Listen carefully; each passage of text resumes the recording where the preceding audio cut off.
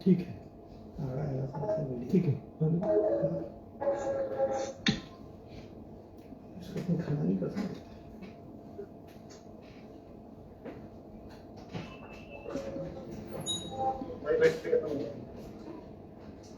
नहीं, उसी चल रहा है। नहीं, वो तो वो चला रहा था मैं। बच्चों माइक बंद कर लो अपना। वो क्या था, कोई मीटिंग है। गुड कराऊंगा ना। गुड इवनिंग बच्चों, good evening. Good evening sir. Very good evening sir. Good evening sir. Good evening बच्चों, गुड इवनिंग। अपना माइक बंद कर लीजिए बच्चों।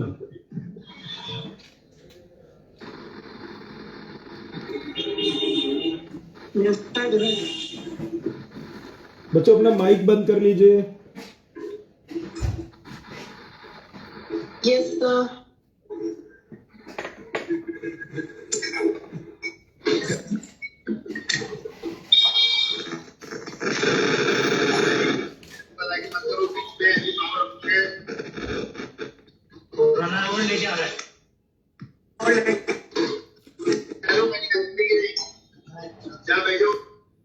माइक बंद कर लीजिए बच्चों।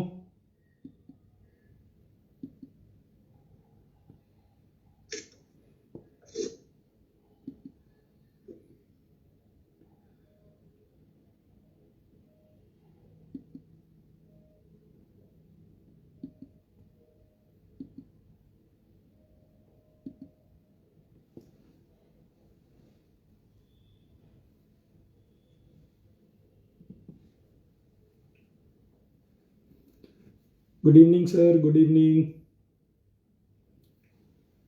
Good evening. गुड इवनिंग बच्चों, good evening. Good evening sir. Start करें बच्चों। हाँ जी, चल रहा है, चल रहा है। Yes sir, of course. Facebook पे भी लाइव है बच्चों। Good evening sir. Good evening, good evening. Good evening बच्चों, good evening, good evening to all of you. Start करें बच्चों। Yes sir. यस। अब आप लोग अपना माइक बंद कर लीजिए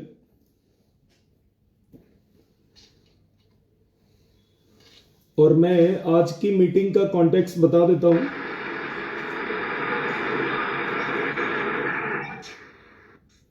बच्चों माइक बंद कर लीजिए प्लीज। मैं अपना आज की मीटिंग का एजेंडा आपको बता देता हूं। टॉपिक आपने देख लिया होगा। आपने आज की मीटिंग का टॉपिक देख लिया होगा, तो स्पेशली 3 पॉइंट्स पर बोलना है मुझे। एक कि कोटा में जब बच्चे आते हैं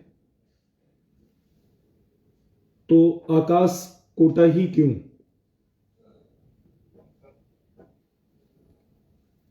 दूसरा बड़ा पॉइंट है स्पेशलिटीज क्या है, वो ऐसी कौन कौन सी चीजें हैं जो केवल अभी आकाश कोटा में ही है। और तीसरा पॉइंट ये है कि कोटा क्यों, नियर बाई सेंटर्स क्यों नहीं। तो बच्चों ये अभी अभी एक्चुअली नीट हुआ है और नीट एग्जाम के बाद स्टूडेंट्स मोटे मोटे तौर पर 3 कैटेगरीज में डिवाइड हो जाते हैं। एक वो जिनका स्कोर बहुत अच्छा रहा है, जिनको कंफर्म गवर्नमेंट सीट मिलनी है।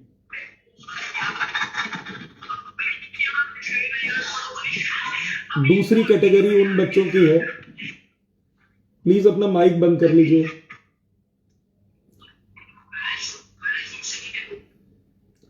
सेकंड कैटेगरी उन बच्चों की है जिनका स्कोर बाउंड्री पर है, उनको गवर्नमेंट सीट मिल भी सकती है और नहीं भी मिल सकती है। और थर्ड लॉट उन बच्चों का है जिनका स्कोर अच्छा नहीं है, जिन्हें इस साल गवर्नमेंट सीट नहीं मिलनी है। ये वो बिल्कुल सही समय है जब बच्चों को बिल्कुल क्लैरिटी के साथ ये पता होना चाहिए कि हमें ड्रॉप लेना है या नहीं लेना है। अपना माइक बंद कर लीजिए बच्चों, माइक बंद कर लीजिए प्लीज।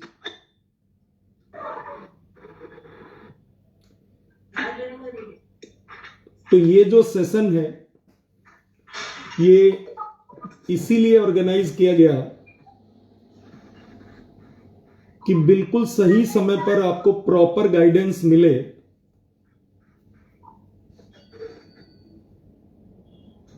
तो मैं जल्दी से पहले यह बता दूं कि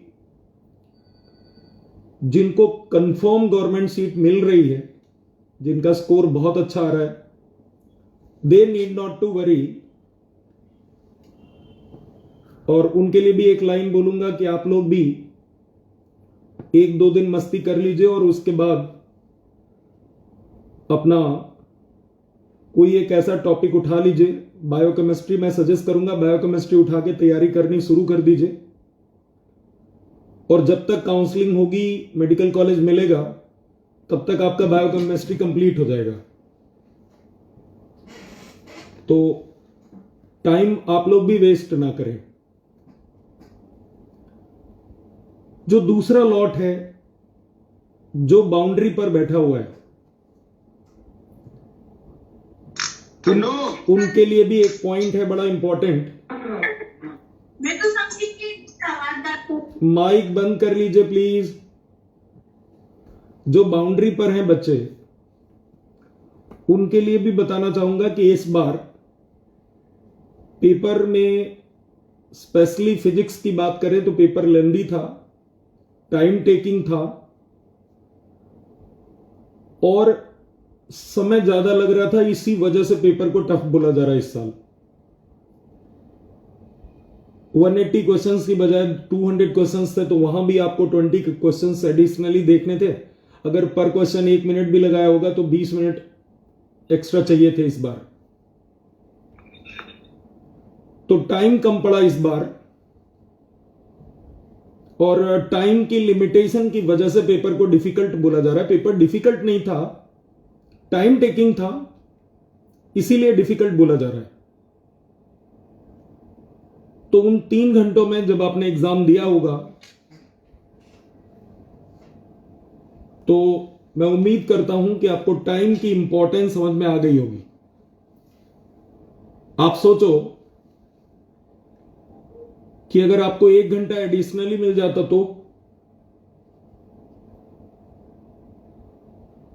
तो डेफिनेटली आप बहुत बढ़िया स्कोर कर लेते। तो बच्चों वहां टाइम कम पड़ गया। सीखने वाली बात यह है कि अगली बार अगर आप ड्रॉप लेते हैं तो टाइम ना कम पड़ जाए।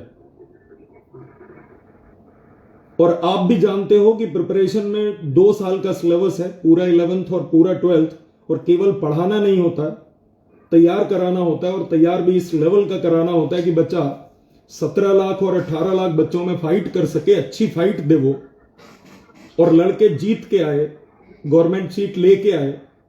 इस लेवल का प्रिपरेशन कराना होता है और वो कम समय में। आप सोचो पूरा सेशन भी सही से नहीं मिल रहा बिकॉज ऑफ पेंडेमिक। तो वो बच्चे जो बाउंड्री पर हैं, आप ये मानकर चलो कि आप किसी भी स्टेट के मेंबर हो,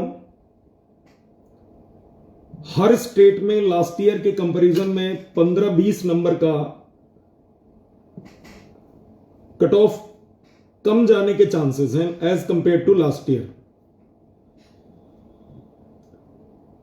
फॉर एग्जाम्पल किसी पर्टिकुलर स्टेट का अगर लास्ट ईयर 610 गया था, तो हम लोग उम्मीद करते हैं कि इस बार 590 या 595 के आसपास रहेगा।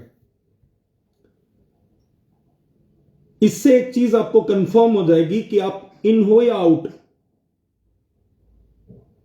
अगर आप इन हो तो आप एमबीबीएस में जाने की तैयारी करो, और मैंने कहा ना बायोकेमिस्ट्री जैसे टॉपिक पढ़ने शुरू करो। और अगर आप आउट हो तो फिर आपको यह देखना पड़ेगा कि आपको ड्रॉप लेना है या नहीं लेना है। यह प्योरली आपका डिसीजन है, आपका डिटर्मिनेशन है, आपके फैमिली का डिसीजन है।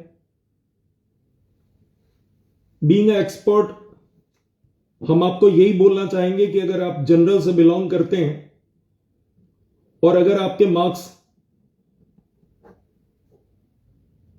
400 या उससे ऊपर हैं, मैं रिपीट कर रहा हूं, अगर आप जनरल से बिलोंग करते हैं और आपके मार्क्स 400 के आसपास हैं, तो मैं आपको सजेस्ट करूंगा कि आपको ड्रॉप लेना चाहिए।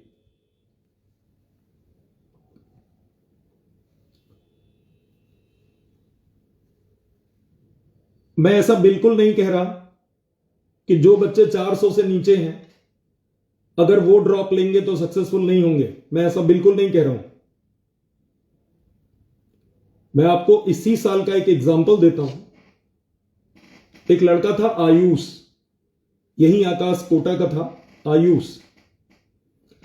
1 जून को हम लोगों ने कुछ अच्छे बच्चों को निकालकर इंटेंसिव बैच बनाकर उस पर एडिशनल काम करना शुरू किया। वो बच्चा इंटेंसिव में डिजर्व नहीं करता था, बावजूद उसने जिद कर करके इतनी रिक्वेस्ट की कि हमने उसको इंटेंसिव में ले लिया। और जब उसने इंटेंसिव में शुरू किया था तब उसके मार्क्स, मैं 1 जून की बात कर रहा हूं, अभी जो 1 जून निकला उसी की, 12th अपियरिंग स्टूडेंट था और तब उसके फुल सिलेबस में मार्क्स आ रहे थे 250 के आसपास, 250 के आसपास। और जून, जुलाई और अगस्त इन 120-25 दिनों में जो इंटेंसिव हम लोगों ने काम किया, नीट में उसके मार्क्स आ रहे हैं 600 के आसपास।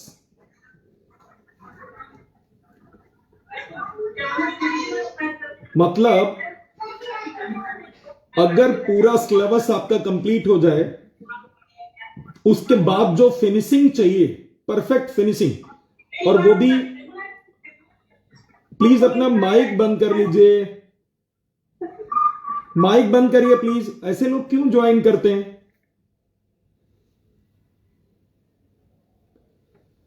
तो अगर आपका सिलेबस बहुत अच्छी तरह से कंप्लीट हो गया है,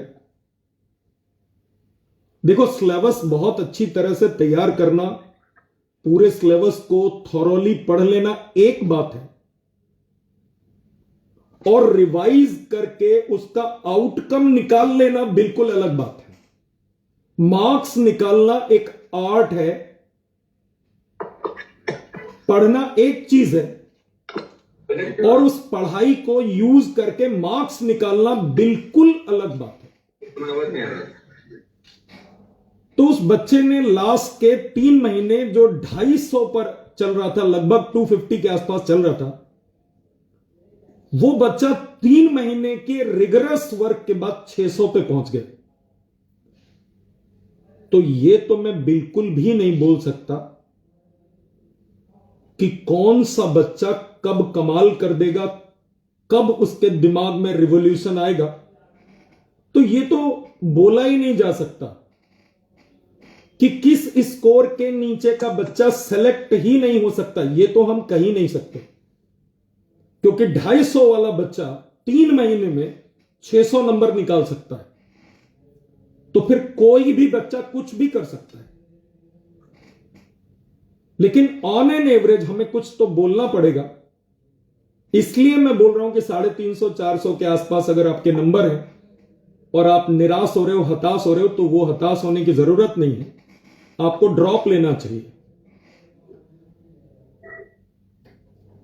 उसमें कहीं कोई दो राय नहीं है कि जब भी आप ड्रॉप लेने का डिसीजन लेते हो आपका 1 साल और लगता है, 1 साल के खर्चे आपके बढ़ जाते हैं, एक एक दिन इंतजार करना भारी पड़ता है। दैट आई कैन अंडरस्टैंड, क्योंकि 20 साल से इसी में है और ऐसे ही बच्चों के साथ लगातार रहते हैं, तो वो समझ सकते हैं हम। लेकिन एक चीज सोचो आप कि 70-80%, 50%, 40%, कोई तो परसेंटेज है जितनी प्रिपरेशन आपने कर रखी है ना। कोई भी बच्चा 0% पे तो होता नहीं। 10, 20, 30, 40, 50, 60, 70, 80 कुछ परसेंटेज तो आपने कर ही रखा है ना। तो 1 साल और लगा के अगर आप पूरा पूरा भविष्य बदल सकते हैं तो यह बहुत छोटा इन्वेस्टमेंट है। मैं आपको बच्चों व्यक्तिगत तौर पर बताऊं, हमारे बहुत सारे साथी, हमारे बहुत सारे सीनियर्स 3 साल 12th के बाद बीएससी की, उसके बाद 2 साल एमएससी की, उसके बाद 5 से 6 से 7 साल कुछ लोगों ने पीएचडी में लगाए। उसके बावजूद भी कोई रिमार्केबल सक्सेस नहीं है। मैं रिमार्केबल इसलिए बोल रहा हूं as compared to a doctor जो गवर्नमेंट मेडिकल कॉलेज से प्लेन एमबीबीएस करके निकलता है, उसके बराबर का स्टेटस नहीं है।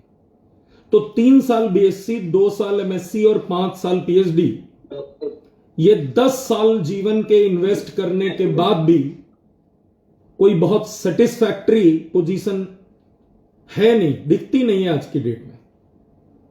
तो इन 10 सालों के बाद भी अगर कोई बड़ी पोजीशन नहीं दिख रही है तो बेहतर है जहां आप 40%, 50%, 60%, 70% काम कर चुके हो, वहां पर जितना बचा हुआ है वो काम कंप्लीट करो। और अगर इसमें 1 साल खर्च होता है तो ये इन्वेस्टमेंट आई थिंक बहुत छोटा है। मैं आपको जो मेरा आज का टॉपिक है वो मैं उसमें बता देता हूं कि आकाश इंस्टीट्यूट कोटा, बच्चा जब कोटा में आ जाता है तो उसको किसी दूसरी कोचिंग में ना जाके आकाश कोटा में आने के क्या क्या कारण हैं वो मैं आपको बता देता हूं एक एक करके। आकाश इंस्टीट्यूट कोटा में ऑनलाइन और ऑफलाइन की स्विचिंग सबसे स्मूथ है, सबसे स्मूथ। आज की डेट में हमारे किसी भी कॉम्पिटिटर के पास, प्लीज अपना माइक बंद कर लीजिए, माइक बंद कर लीजिए प्लीज। म्यूट ऑल कर दें। म्यूट ऑल अच्छा नहीं लगता बच्चों ये। सर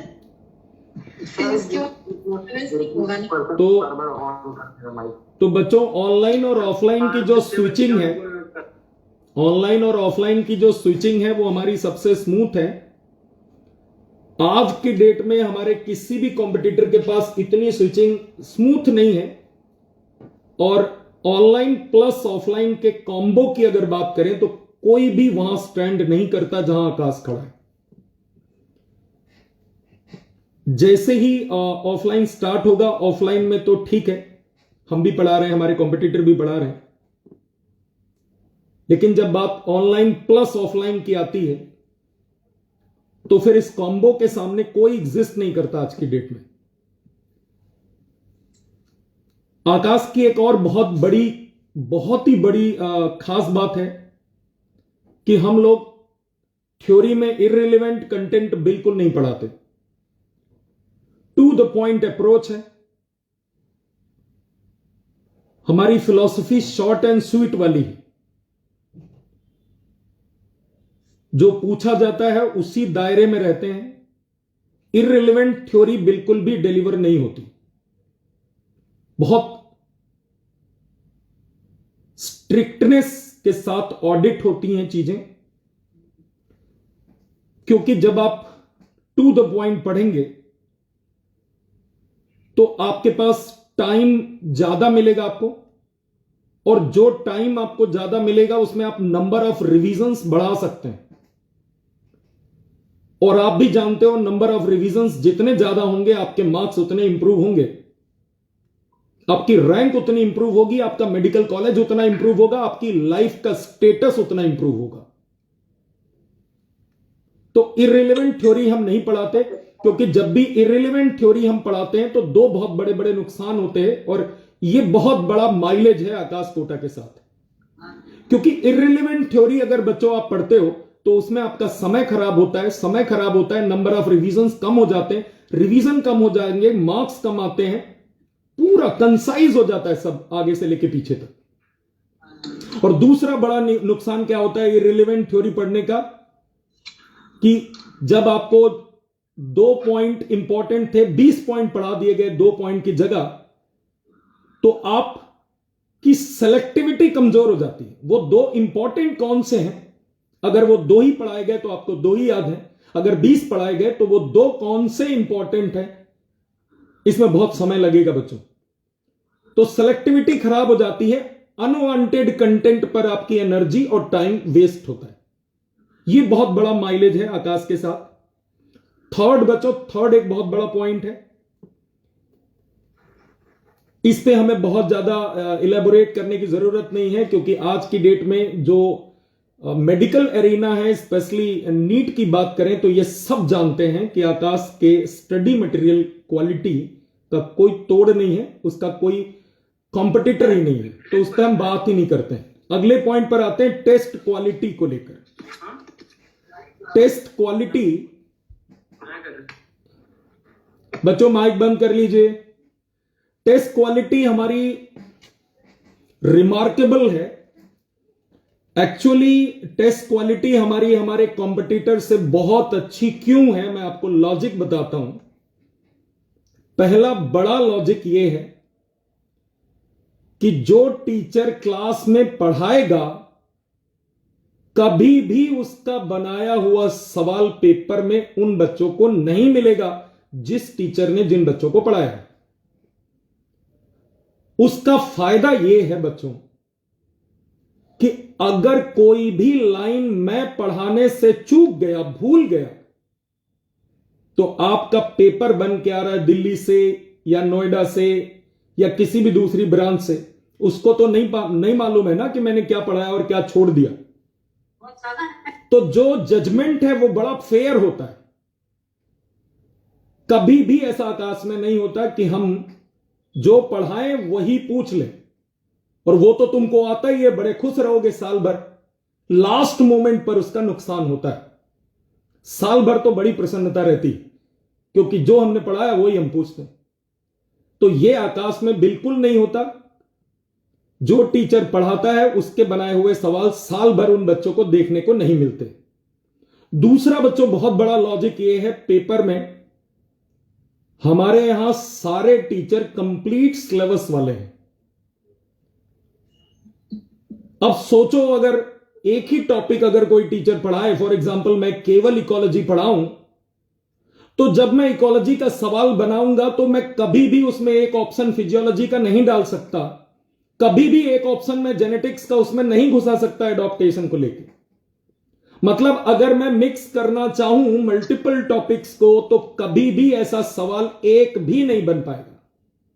जबकि ट्रेंड क्या है बच्चों, मल्टीपल टॉपिक्स को मिक्स करके सवाल बनाने का ट्रेंड है आज की डेट में। तो यहां एक बहुत बड़ा माइलेज है आकाश के साथ जो हमारे कॉम्पिटिटर्स में नहीं है। मैं अगला पॉइंट आपको बच्चों बताऊं, एक बड़ा अजीब सी बात है लेकिन बड़ी इंपॉर्टेंट है आपसे कन्वे करना, कि discipline is a mandatory part of education. हमारी क्लासेस डिसिप्लिन्ड है और यह बहुत बड़ा डिफरेंस है and classes are not for entertainment. Entertainment के लिए 300-400 रुपए का टिकट लगाकर आप मूवी देख सकते हैं, कपिल शर्मा शो देख सकते हैं, लेकिन ये जो सोसाइटी है, जो पेरेंट्स हैं, वो ये उम्मीद करके टीचर को बच्चे नहीं दे जाते कि आप हमारे बच्चे का एंटरटेनमेंट करना। तो ये आकाश के साथ एक बहुत बड़ा माइलेज है कि आपको, वो बोलते हैं ना, state of art straight from the heart. Core teaching ही हमारी क्लासेस में होती है। कोई लाइट मूवमेंट अगर आता है तो वो आता नहीं है, टीचर क्रिएट करते हैं जिससे आप 2 मिनट रिलैक्स हो जाए और उसके बाद फिर से आप 1 घंटे कंसंट्रेट करके पढ़ाई कर सकें। सो क्लासेस आर मोर डिसिप्लिन्ड। एक चीज और आपको बताऊं, बहुत बड़ा वैलिड पॉइंट है। कहते हैं ना कि खराब समय में पता चलता है कि अपना कौन है। अभी जब बच्चों पेंडेमिक आया, इन 1.5 सालों में, इस पेंडेमिक के दौरान आकाश इंस्टीट्यूट पूरे देश में स्ट्रॉन्गेस्ट बन के निकल के आया सबके सामने। ये सभी एक्सपर्ट आज की डेट में जानते हैं। खराब समय में सही पहचान हुई। बच्चों माइक बंद कर लीजिए प्लीज। म्यूट ऑल कर दो ना सर। तो म्यूट ऑल कर बच्चों माइक बंद कर लीजिए। तो अभी क्या हुआ बच्चों, इन 1.5 सालों में जब पेंडेमिक रहा तो एक बहुत बड़ा डिफरेंस क्रिएट हुआ है स्टेबिलिटी का, बहुत ही बड़ा। आप तो बहुत छोटे छोटे बच्चे हो, इस इंडस्ट्री के सभी एक्सपर्ट इस बात को जान चुके हैं कि स्टेबिलिटी में इस समय आकाश का कोई तोड़ नहीं है, क्योंकि ये पिछले 1.5 साल में जब खराब समय आया तब बहुत अच्छी तरह से डिफरेंशिएट हो गया लोगों के दिमाग में। बच्चों एक और बहुत बड़ा पॉइंट है जो मुझे आपसे शेयर करना है। हमारे यहां कोई भी ऐसा कॉन्सेप्ट नहीं है कि जो फ्रेशर आते हैं हम उनको किसी और बैच नाम से पढ़ाएं, और जो 1 साल पढ़ के रिपीटर दोबारा ड्रॉप करते हैं या तीसरी बार ड्रॉप करते हैं उनको हम दूसरे टीचर से पढ़वाएं। आकाश इंस्टीट्यूट में आने वाले हर बच्चे को इक्वल वेटेज मिलता है। हम किसी भी बच्चे को टेस्ट ऑर्गेनिज्म नहीं बनाते कि इस बैच में हम 1 साल इसमें चेकिंग कर लेते हैं और अगले बैच में अगले साल इसको बहुत अच्छा पढ़ाएंगे। ये सब नहीं है। हमारे यहां रिपीटर मींस एक ही तरह का ट्रीटमेंट है, हर बच्चे के साथ इक्वल ट्रीटमेंट है। सारे बच्चों को हमारे यहां रेगुलर मेडिकल ही बोला जाता है, वो चाहे रिपीटर हो वो चाहे फ्रेशर हो। हम उसको अलग से गाइड कर लेते हैं कि तुमको अगर तुम्हारा 2nd रिपीट है तो तुम ये लेक्चर अटेंड मत करो, बैठकर उसकी जगह तैयारी करो और सीधा टेस्ट दो।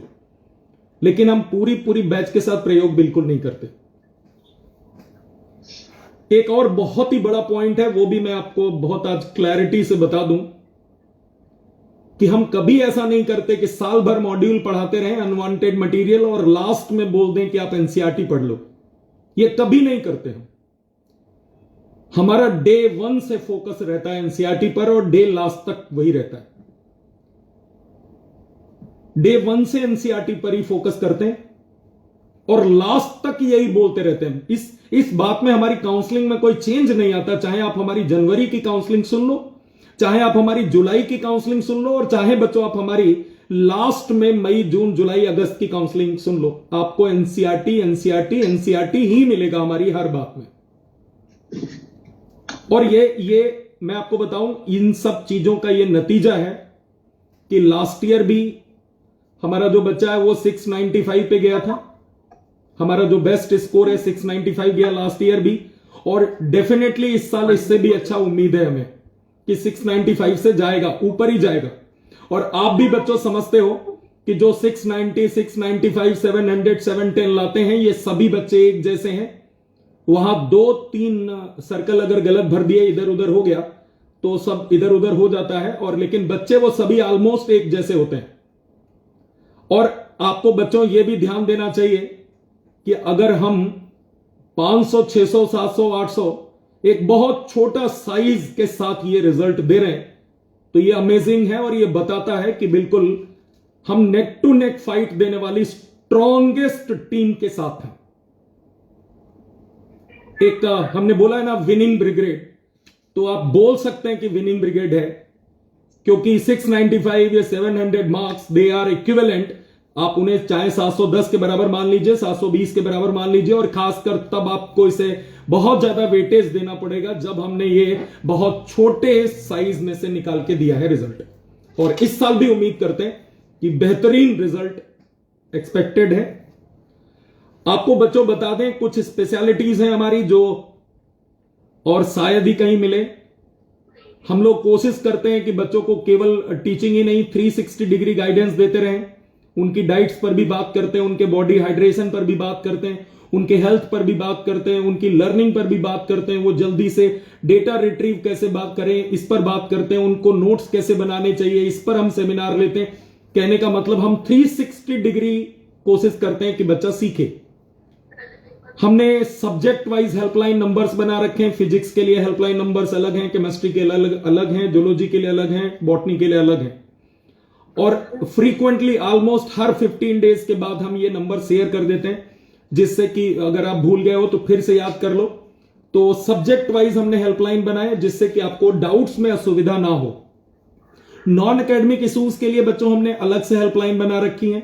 और एक और गुड न्यूज है कि कल या परसों, मोस्ट प्रोबेबली कल, गर्ल्स के लिए बिल्कुल एक अलग हेल्पलाइन बना देंगे, क्योंकि उनके अलग इश्यूज के लिए बिल्कुल उनकी डेडिकेटेड हेल्पलाइन अलग बना देंगे गर्ल्स की।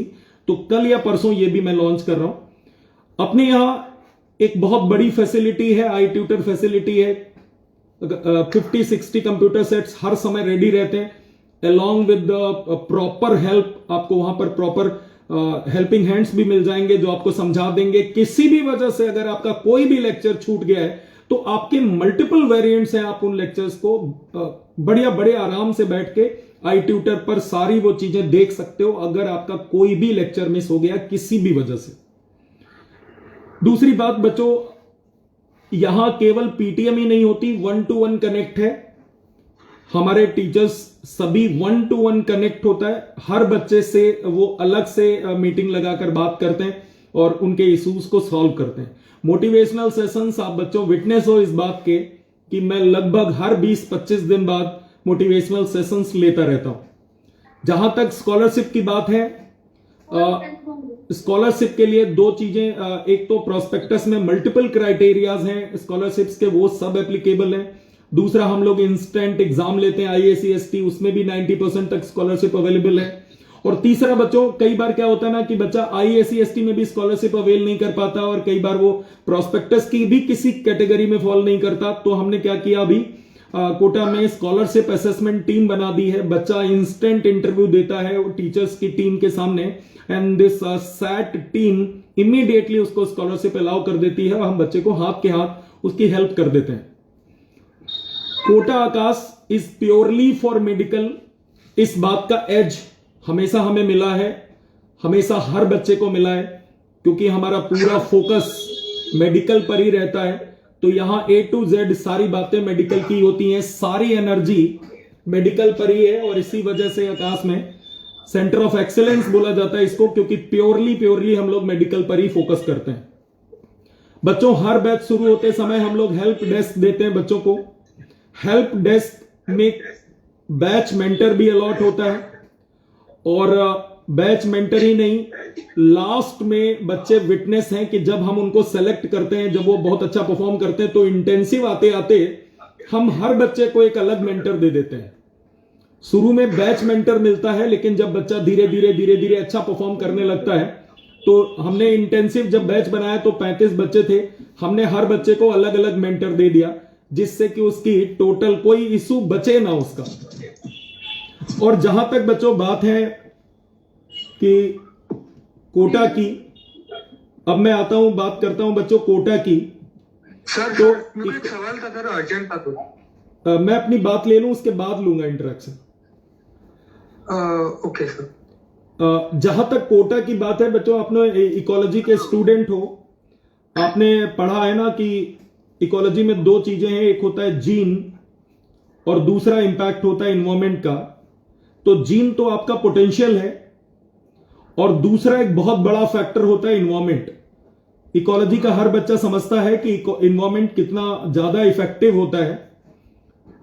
कोटा में जो इन्वायरमेंट आपको मिलता है प्रिपरेशन का, वो शायद ही कहीं मिलता हो, क्योंकि यहां पर कोटा में केवल टीचर्स ही नहीं, जिस हॉस्टल में बच्चा रहता है या जिस ऑटो में बच्चे आते हैं या जिस मेस में बच्चे खाना खाते हैं या जिस थड़ी पर वो चाय पीते हैं, हर जगह केवल पढ़ाई लिखाई की ही बात होती है। कोटा एक ऐसा शहर है जिसकी टोटल इकोनॉमी, ऑलमोस्ट टोटल कह सकते हैं, जो कोचिंग और बच्चों पे डिपेंडेंट है।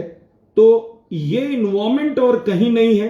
एक एक बात कहां तक बताएंगे, स्पेशलिटी कोटा इकोसिस्टम कहीं नहीं है जो कोटा में है। और सबसे बड़ा जो डिफरेंस है वो केयर में आता है। बच्चों केयर पार्ट बहुत ज्यादा है, क्योंकि हमें मालूम है, we know we are the only parents here in Kota, इसीलिए कोटा में हम लोगों की जो रिस्पॉन्सिबिलिटीज हैं वो बहुत ज्यादा बढ़ जाती हैं, क्योंकि और कोई उनके आसपास उनके पेरेंट्स तो है नहीं। तो पढ़ाई लिखाई के अलावा भी अगर उनको कोई भी समस्या आती है तो भी वो हमारे ही पास आते हैं। तो जो केयर पार्ट है वो बहुत बहुत जबरदस्त है यहां पर। और मैं आपको बता दूं, अपनी बात को अगर मैं कंक्लूड करना चाहूं बच्चों, तो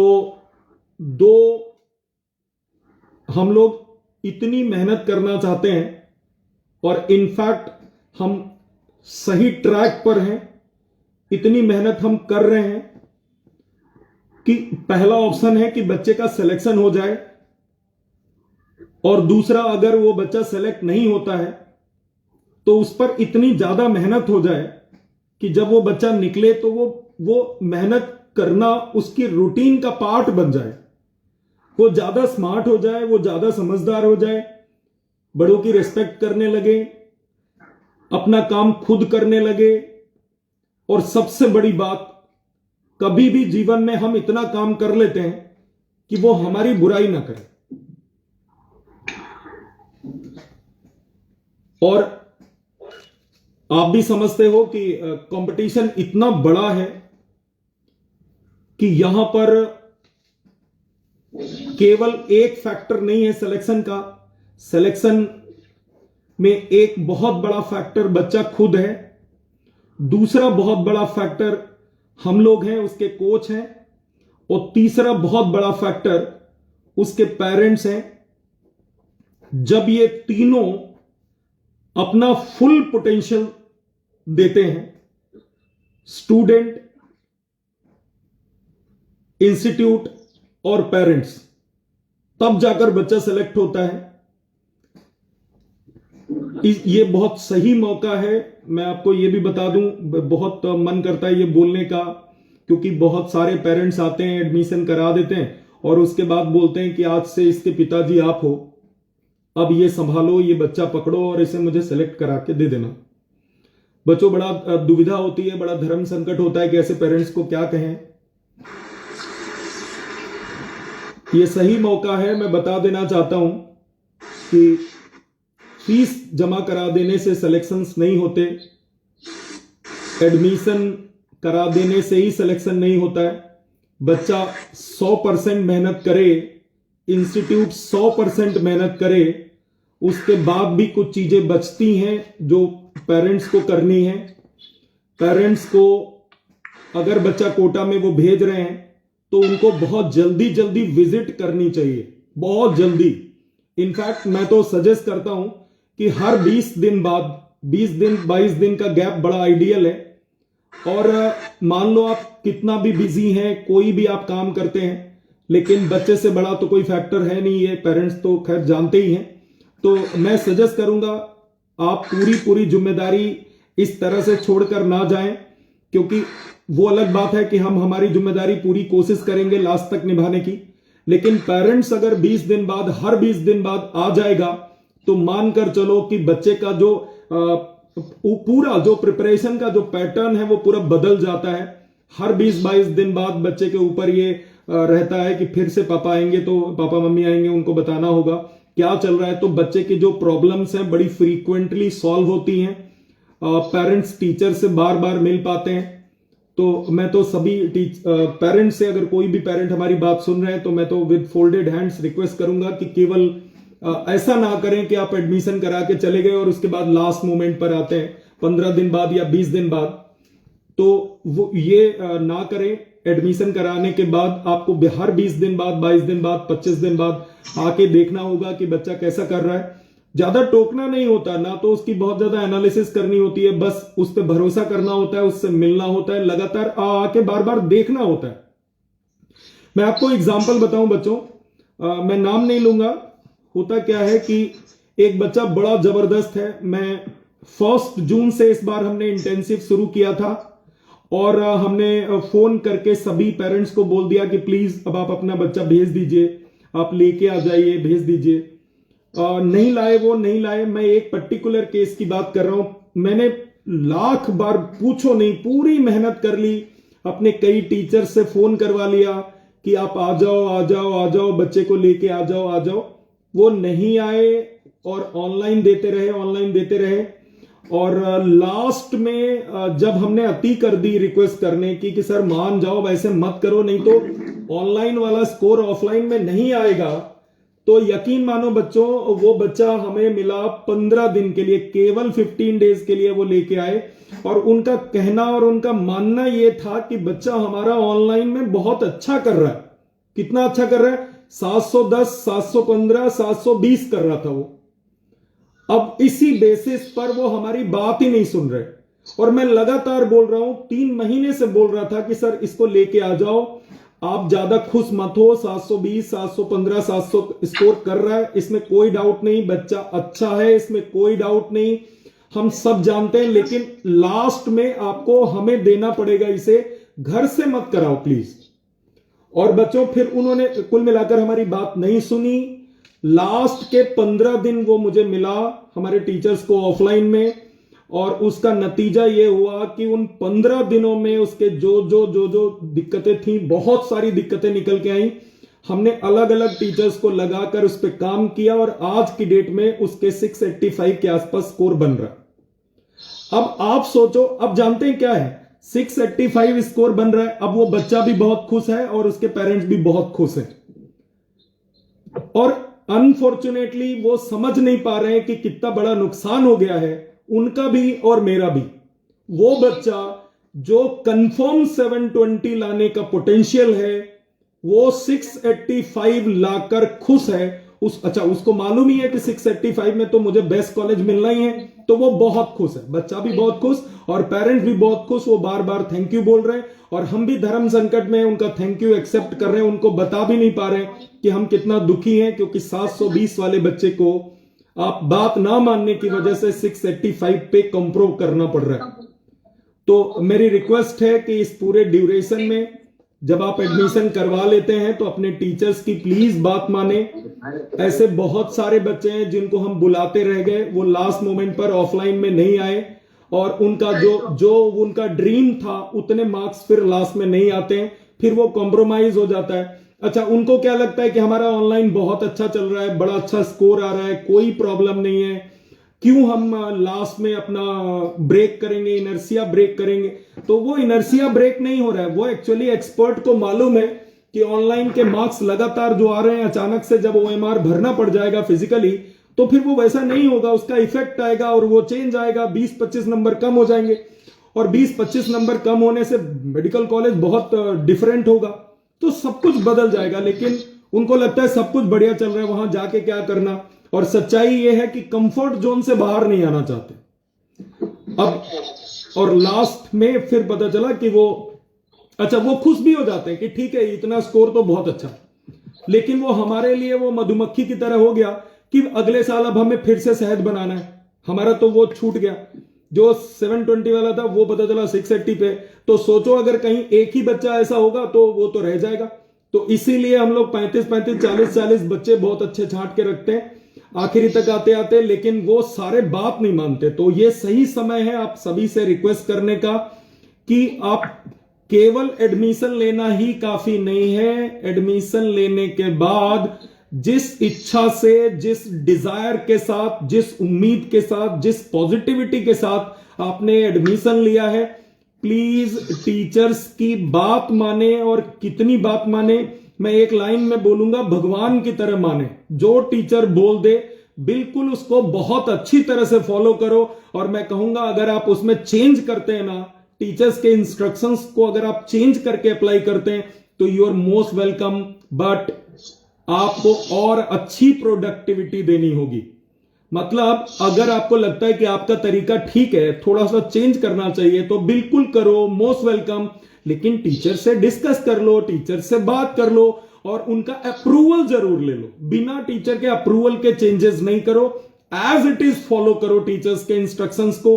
और मान कर चलो कि जो एक एवरेज बच्चा है, एवरेज, मैं आपको लास्ट में कंक्लूड कर रहा हूं बच्चों, एक एवरेज बच्चा है, बिल्कुल एवरेज, और कोई बच्चा एवरेज होता नहीं है, मैं मार्क्स की वजह से बोल रहा हूं।